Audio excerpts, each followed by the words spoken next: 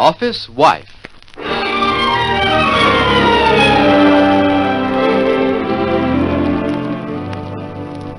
The story of the girl who married her boss and of the girl who took over.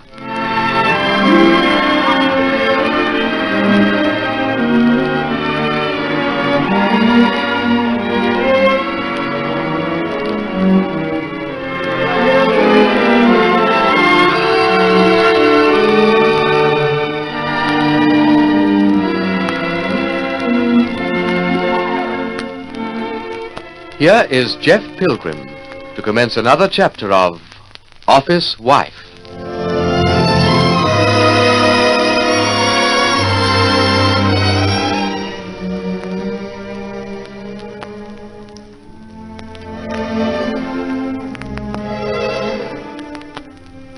Well, here I am, a free man for 3 weeks. 3 weeks. In which I have to prove I'm not a furtive, embezzling blackguard, or else go to prison for at least 3 years. I didn't expect to be out. Marcia didn't come near me after I was arrested, and it's Stella Bronson I have to thank, bless her, for being out of that disgusting cell at all. 3 weeks. Well, I better not sit here in the car in front of our block of flats. Not with Marcia upstairs and her uncle just getting out of his car across the road. What do you do in a situation like this? Do you cut your wife's uncle dead? Or do you pretend he hasn't had you flung into jail and make polite remarks about the weather? Well, I'm not waiting to find out. Jeff Pilgrim! You can go to the devil, Mr. Bendigo. Pilgrim! What are you doing here? It's apparently escaped your notice, sir, but I'm about to drive away. Kindly move aside. Answer me. How'd you come to be out of the lockup? I don't see that it's any of your business. I'll not let go of your door handle till I'm answered. I'm obviously out on bail. Who furnished it? That you may find out from Marcia. Where is she? Upstairs. Who furnished your bail? Mr. Bendigo, you may be twice my age and a few years older. But if you don't get out of my way... Very well, get on your way. But you keep away from Marcia. And you keep away from my building. If you set foot inside the Bendigo building, Pilgrim, You couldn't get me inside your building with a bulldozer. As for my wife, I'll see her when and where I please. Get out of that car. I am twice your age. You swindling thief. But, George, I'm going to take a swing at you if it's the last thing I do. Cressida! Oh, Uncle, here in the street. I could hear you upstairs. Jeff, haven't you done enough? Haven't you any more decency than to shout at an old man in the street? Don't look at me, Marcia. Come inside, Uncle, I insist. Come along now. This is awful. Sorry to make a scene. Sorry, the sight of this rotter made me lose my temper. Go on, Pilgrim. Get away from here. Leave us all alone. It'll be a pleasure.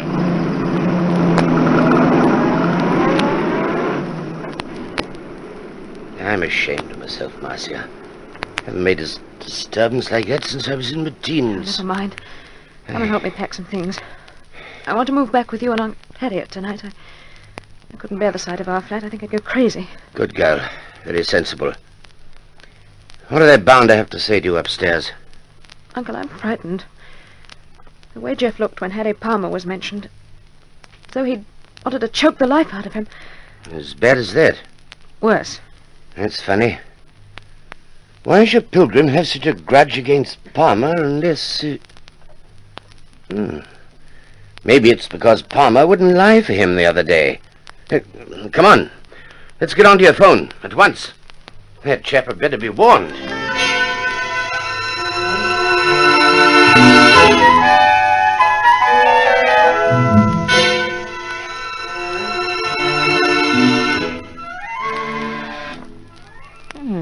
Half past 8. This should be Jeff. I wonder why he didn't phone first. Hello, Stella. Can I come in? You're already in, aren't you? What's the matter? Shut the door. I want a word with you. Okay, chum. You don't have to get tough about it. Now then, what's on your mind? Come and sit down. What's the game, Stella? They're over my head. Last night you gave me a line about being finished with Pilgrim because you didn't like crooks. Today you rake up 4,000 quid to bail him out of the cells. I want to know what's going on. Aren't you a little too upset to hear that Jeff's running around loose? Why should you care? I don't care a tinker's benediction where Pilgrim is. I just want to know how you come to be going guarantor for him. Who told you he was out, anyway? Marcia? Oh. Well, come on. Whose side are you on? And if you're still playing for Pilgrim's team, why the impassioned act last night? Well, now look here, Harry, if I tell you have to keep it quiet. If it gets out, I might find myself without a job. You mean it's something to do with Benny Puller? Promise to keep it to yourself? Of course. Cross your heart? Yes, do get on with it. Well, Benny wants to pin Jeff's ears back properly over this business and... Oh, who's this? Excuse me, Harry. Hello? It's Jeff here, Stella. Can I pick you up in a few minutes? Oh, hello, Joe, darling. How are you? Joe? Listen, that is you, isn't it, Stella? Why, of course, darling. I was frantic the other day when... Come unhinged or something, Stella? Oh, I'm frightfully sorry, Joe, but not tonight. Why did you have to ring at such an impossible time? Stella, either come to your senses or hang up. What's the matter with you? Yes, I have, actually. Who? Well, I don't think you know him. Harry Palmer. Rather sweet. Oh. Now I'm catching on. Sorry to be so dense, Stella. I'll ring you in, say, an hour. No, don't do that, Joe. I'll ring you. Where will you be? I'm at the Hotel Pierre, Metropole 2636. Oh, your dressmaker till 12:30. Cheerio. I'm awfully sorry. Bye. That was Josephine Craven. She wanted to come round and mix gin fizzes or something. It sounded more like a man's voice to me. Oh, Jo Craven's noted for her voice, just like Tallulah Bankhead. Now, where was I?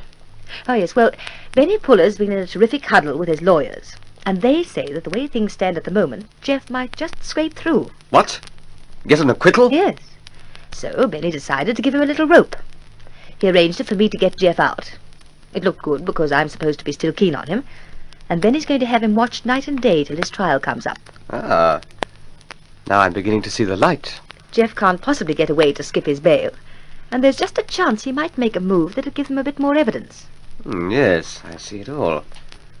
Well, I'm sorry I bounced in, rather. For a moment, I thought... I know what you thought. You were a silly fool. Come here and I'll show you just how much of a silly fool. Now you're talking.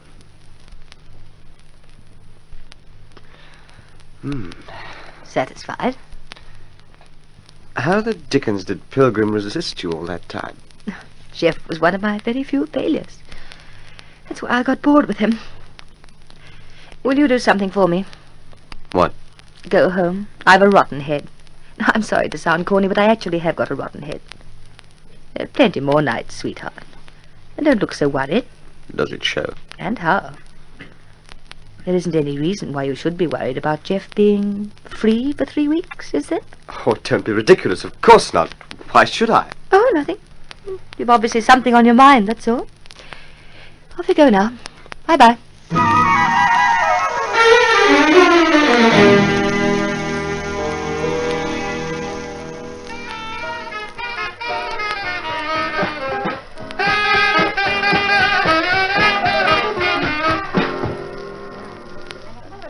If anyone puts another coin in that jukebox, Stella, I'll pull its cord out of the wall. We could have talked at my flat.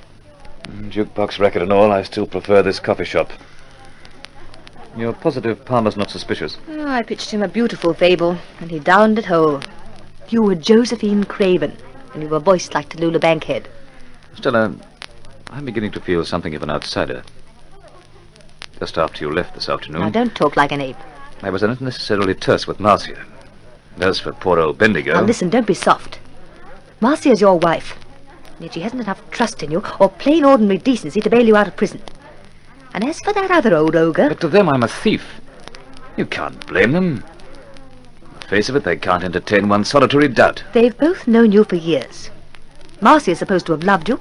Bendigo's supposed to have liked and trusted you. They should have had some faith in you. And yet at the drop of a hat, they both turned like wolves. Now you're getting emotional. Well, you can say that again. Anyone's trust would have been broken down if they are presented with facts like the ones we're up against. Mine wouldn't, Jeff. Mine wouldn't. I love you, you fool, I love you. You could lie and swindle and cheat and steal, but I couldn't stop loving you. And if you betrayed me 50 times and then promised me something, I'd trust you again. Oh, Stella, shut up, will you? Sorry. When we're out of this mess, will be time enough to try to repay you. If you ever caress me out of gratitude, Jeff Pilgrim, I'll kill you. Oh, Stella, can we please get on with something with love, love, love and caresses world without end? I can't think of anything but getting my hands on H. Jefferson Palmer, where we won't be interrupted, where I can pound the wretch... Jeff, not so loud.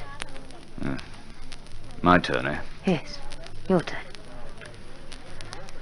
I know how we can do it, Jeff, so that if you can make him tell the truth, I'll be there to witness it.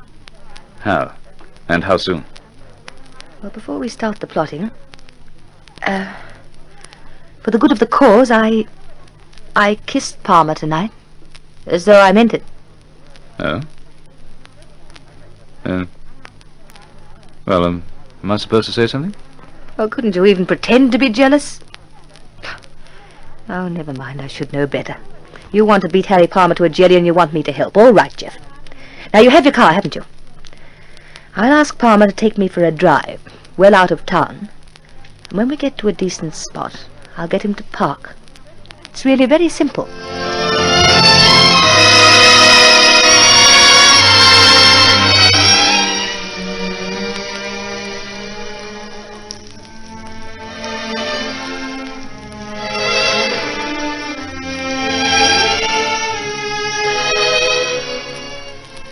She's right. It is very simple. When I get Palmer to himself, I'll fetch him a couple to make up for Stella's kisses. Hang it, I'm getting jealous. I don't like the idea of people kissing Stella Bronson. Palmer of all people. Well, we'll settle that any time now.